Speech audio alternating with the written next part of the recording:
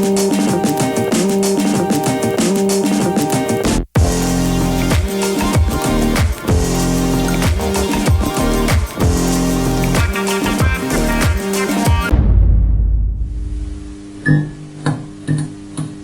guys, welcome back. I've now got back from Amsterdam, and what I wanted to talk to you today about was 5 things that I'd always keep in my camper van ready for a trip.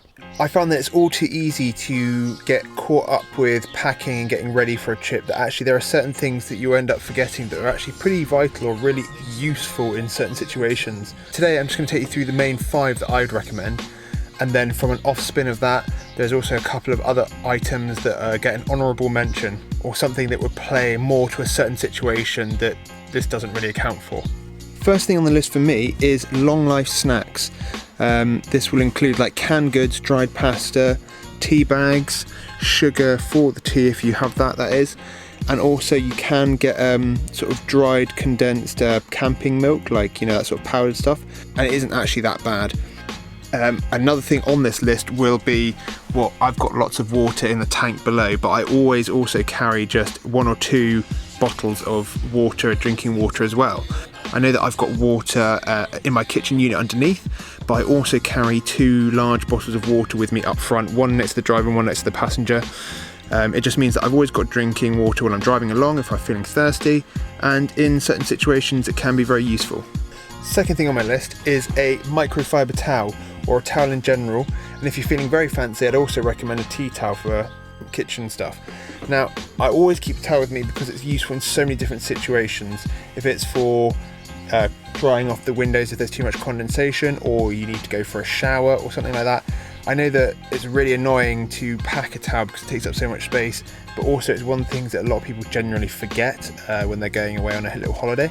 Number 3 on the list is really to do with phones and sort of charging. So what I do is I always keep with me one of my little in-car cigarette lighter plug-in USB chargers, and off of the back of that I have 2 extra long cables, one for my iPhone and one is a micro USB. I know some phones do use micro USB, so I would just double up on that if that's the case. I don't really need to explain why this is useful, because obviously a lot of you guys have gadgets on board and they'll run out of power eventually. But off of the back of that, I always keep in here is my mobile phone holder, which will hold my phone, and then in here there is another cigarette lighter point which I'll plug the charger into, and I can basically, it means that I'll never run out of power while I'm driving along getting my satellite navigation if I need it. Now, I know it's not packed up very neatly here, but number 4 on my list is my windscreen cover, whether it's internal or external. I think this is an extremely useful thing to have on you. It doesn't matter whether it's summer or winter. At night, unless you have a curtain in the centre or you've kept your bulkhead, this is very nice for privacy, but also keeps the temperature regulated inside of the van. And finally, number 5 on my list is general sort of camping gear. So this is all my like cooking pots and kettle, my cups and bowls. I've got like my sponge and my washing up liquid. Sort of just general stuff that you would generally take with you sort of camping or hiking. Because they're camping gear, they're obviously very compact, they don't take up much space, you get all your food cooked, and at the end of the day everything stays nice and clean. Some honourable mentions that could be added to that list would be definitely a torch, or on the other hand, some fairy lights.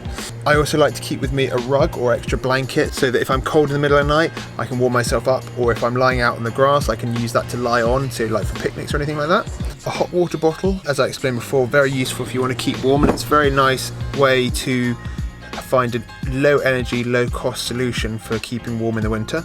Now onto SIM cards. I upgraded my phone the other day to get a new SIM card from 3.